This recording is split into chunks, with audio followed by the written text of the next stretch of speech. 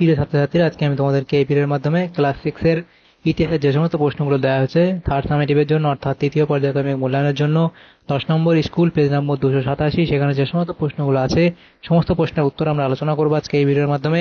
তোমরা ভিডিওটা শুরু থেকে শেষ অবশ্যই দেখবে এবং চ্যানেলে যদি নতুন হয়ে থাকো অবশ্যই তোমরা চ্যানেলটাকে সাবস্ক্রাইব করে রাখবে পরবর্তী স্কুলগুলো প্রশ্নোত্তর পাওয়ার জন্য। আচ্ছা, এখানে পরবর্তী স্কুল নেই ক্লাস 6 এ, কারণ ক্লাস 6 এর ইতিহাসের থার্ড সামেটিভের জন্য 10টি স্কুলই আছে এবং এর আগের যে স্কুলগুলো আছে সেগুলোর প্রশ্নোত্তর আমরা আমাদের প্লেলিস্টে করে দেওয়া আছে। দেখো, তোমরা সলভ করে দেওয়া আছে, প্লেলিস্ট থেকে পেয়ে যাবে, সেগুলো তোমরা সেখান থেকে দেখে নিও। আজকে আমরা 10 নম্বর স্কুলের প্রশ্নোত্তরগুলো আলোচনা করব। তো এখানে দেখো 10 নম্বর স্কুলে যে প্রশ্নগুলো আছে, এখানে আমাদের 14টা এমসিকিউ টাইপ প্রশ্ন দেওয়া হয়েছে। তো এই যে আমরা আজকে 10 নম্বর স্কুলের প্রশ্নোত্তরগুলো আলোচনা করব, এই প্রশ্নোত্তরের পিডিএফ তোমরা পরবর্তীতে আমাদের টেলিগ্রাম চ্যানেল থেকে পেয়ে যাবে। ডেসক্রিপশনে আমাদের টেলিগ্রাম চ্যানেলের লিংক দেওয়া হয়েছে, সেখানে তোমরা যুক্ত হয়ে যাবে, তাহলে তোমরা সেখান থেকে পিডিএফ গুলো পরবর্তীতে পেয়ে যাবে। তো একের দাগে বলা হয়েছে সঠিক উত্তরটি বেছে লেখো। একের দাগের 1, দাক্ষিণাত্যের কালো মাটিতে ভালো চাষ হতো, সেটা এখানে হবে অপশন ডি অর্থাৎ তুলো। পরবর্তী প্রশ্ন, শূন্যকে সংখ্যা হিসেবে প্রথম ব্যবহার করেন, সেটা হবে আর্যভট্ট অপশন সি।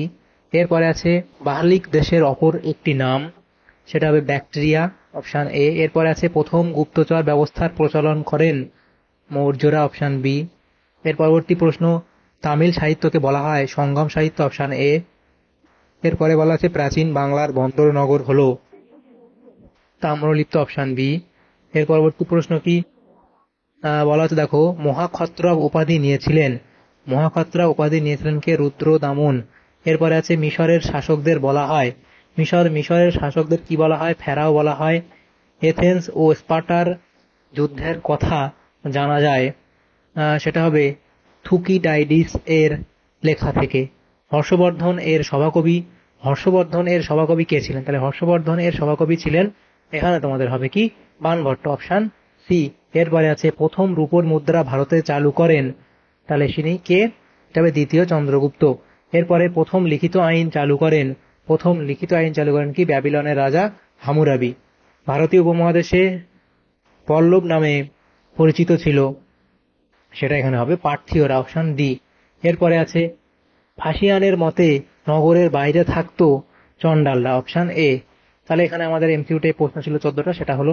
এর পরবর্তী প্রশ্ন কি আছে দেখো 2 এর দাগে, নিচের প্রশ্নগুলির উত্তর লেখো। 2 এর দাগের 1, ক স্তম্ভের সঙ্গে খ স্তম্ভ মেলাতে বলা আছে, তাহলে দায়েব এখানে মিলবে জেন্দ আবেস্তা। এরপরে শতমান, তাহলে শতমান এটা হবে কি? বৈদিক মুদ্রা। এরপরে আছে বড় পাথরের সমাধি, তাহলে বড় পাথরের সমাধি হবে কি?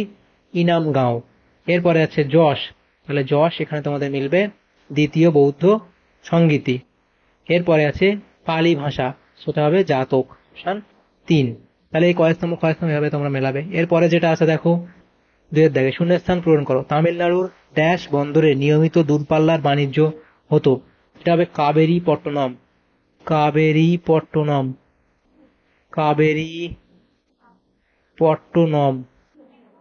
তাহলে হলো। এরপরে আছে বেমানান শব্দটি খুঁজে বের করো। ব্রাহ্মী, তারপরে সংস্কৃত, খরষ্টি এবং দেবনাগরী। তাহলে এখান থেকে সংস্কৃতটা আলাদা হবে। চৈত্যের আকার কেমন ছিল? তাহলে চৈত্যের আকার কেমন ছিল? চৈত্য সাধারণত গুহাবাস হিসেবেই চৈত্য বানানো হতো। চৈত্য হলো লম্বাটে ধরনের। উপাসনার জন্য চৈত্যের এক প্রান্তে স্তূপ থাকতো। সাতবাহন রাজারা নাসিক, কার্লে, পিতনখোরা প্রভৃতি অঞ্চলে চৈত্য বানিয়েছিল। এর পরবর্তী তাহলে চৈত্য এখানে তোমাদের দেখো দেওয়া আছে, চৈত্য লম্বাটা ধরনের হয় এবং কি কি কাজে লাগে সেটা দেখো। চৈত্য সাধারণত গুপ্ত বা গুহাবাস হিসেবে চৈত্য বানানো হতো, এগুলো লিখবে। এর পরবর্তী প্রশ্ন কি আছে দেখো, চন্দ্রকেতুগড় পশ্চিমবঙ্গের কোন জেলায় অবস্থিত? তাহলে সেটা হবে উত্তর 24 পরগনা জেলায় অবস্থিত। উত্তর 24 পরগনা জেলায় অবস্থিত। সেটা কোথায়? বেড়াচাপা, উত্তর 24 পরগনা জেলার বেড়াচাপাতে। পরবর্তী প্রশ্ন দেখো, প্রাচীন বাংলা, আচ্ছা এই যে বেড়াচাপা আমাদের বাড়ি থেকে খুব কাছাকাছিতেই, এটা আমরা এটা জানি কি হচ্ছে এখানে, এই চন্দ্রকেতুগড়। পরবর্তী প্রশ্ন দেখো, প্রাচীন বাংলার সূক্ষ্ম সুতির কাপড়কে কি বলা হতো?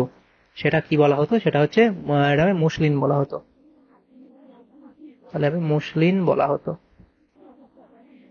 এর পরবর্তী প্রশ্ন কি? বেমানান শব্দটি খুঁজে বার করো। কাশী, তারপরে কোশল, মগধ এবং যেটা আছে তাম্রলিপ্ত। এখান থেকে তোমাদের যেটা আলাদা হবে সেটা হচ্ছে তোমাদের এই তাম্রলিপ্তটা আলাদা হয়ে যাবে।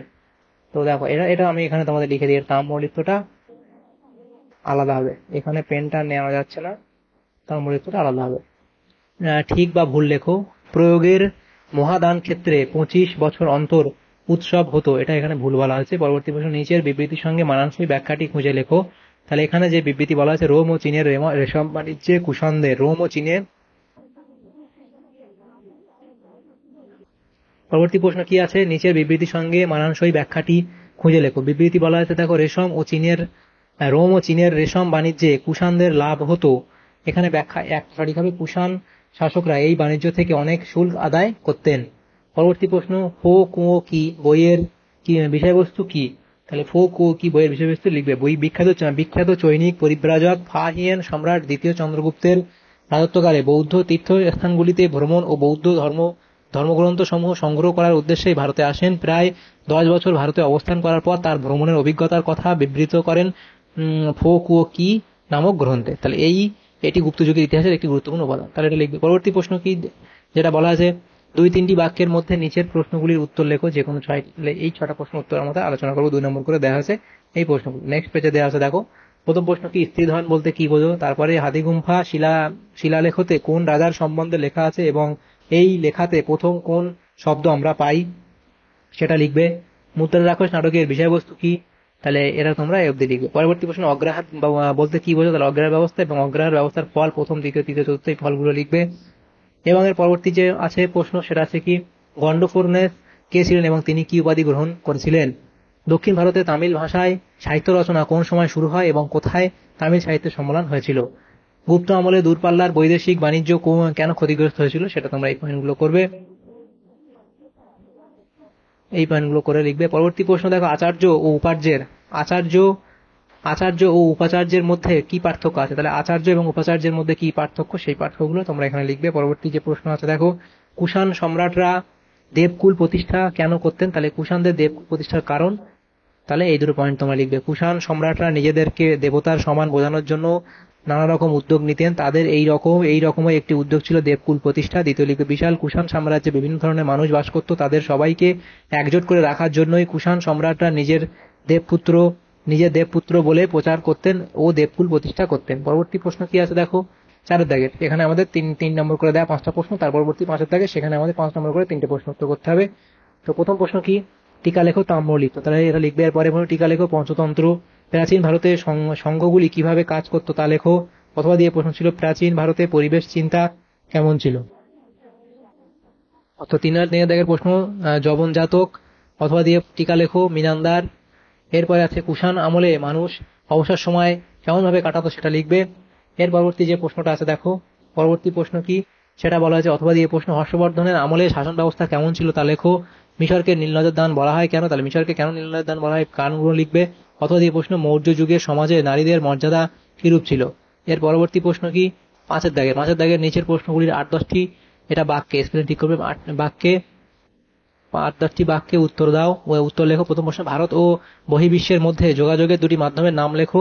ভারতীয় উপমহাদেশের সঙ্গে পারস্যের কিভাবে যোগাযোগ গড়ে উঠেছিল? তাহলে সেই পয়েন্টগুলো করবে এখানে অবধি। এর পরবর্তী প্রশ্ন কি, ভারতীয় উপমহাদেশের বাইরে বৌদ্ধ ধর্ম ও বৌদ্ধ শিক্ষা প্রচারের ক্ষেত্রে কোন কোন বৌদ্ধ পণ্ডিত কি ধরনের ভূমিকা গ্রহণ করেছিলেন তা বর্ণনা করো। তাহলে বৌদ্ধ পণ্ডিত এবং প্রচারের ক্ষেত্র এবং ভূমিকার বিবরণ। তাহলে এখানে পরপর পয়েন্টগুলো এখানে ভাবে আমরা ছক আকারে দিয়েছি, এটা তোমরা লিখে নেবে। পরবর্তী প্রশ্ন কি, প্রাচীন ভারতে চিকিৎসা বিজ্ঞান চর্চায় জাতিভেদ প্রথা কিরূপ সমস্যা সৃষ্টি করেছিল? তাহলে এই পয়েন্টগুলো তোমরা এখানে করবে। পরবর্তী প্রশ্ন, শক পল্লব এবং শক সাতবাহন বিরোধ সম্পর্কে আলোচনা করো। তাহলে এদের বিরোধ সম্পর্কে আলোচনা করবে। এর পরবর্তী যে প্রশ্নটা আছে দেখো, সেখানে বলা আছে, গুপ্ত সম্রাট সমুদ্রগুপ্তের রাজ্য বিস্তার সম্পর্কে লেখো। তাহলে এই উত্তর ভারত জয়, আটবিক রাজ্য, দক্ষিণ ভারত জয় ইত্যাদি পয়েন্টগুলো করে অব্দি লিখবে। তাহলে এই প্রশ্ন উত্তর হয়ে যাবে। তাহলে দেখো, আমাদের এখানে যে প্রশ্নগুলো ছিল ক্লাস 6 এর ইতিহাসের যে প্রশ্নগুলো ছিল 10 নম্বর স্কুলের থার্ড সামেটিভের জন্য, সেগুলো আমরা আলোচনা করলাম আজকে এই ভিডিওর মাধ্যমে। তোমাদের যদি সামান্যতম উপকার এসে থাকে ভিডিওটা অবশ্যই লাইক করবে, বেশি বেশি করে বন্ধুদের সাথে শেয়ার করবে। আর এর আগে যে স্কুলগুলো আছে সেগুলোর প্রশ্ন তো আমরা আলোচনা করে দিয়েছি, সেগুলো তোমরা প্লেলিস্ট থেকে দেখে নেবে। Thank you, thanks for watching.